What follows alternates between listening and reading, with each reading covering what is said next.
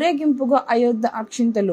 అయోధ్య శ్రీరామ మందిరం ప్రారంభోత్సవం పురస్కరించుకొని అక్కడి నుండి తీసుకువచ్చిన అక్షింతలు మంగళవారం బోధ్ మండల కేంద్రానికి చేరుకున్నాయి.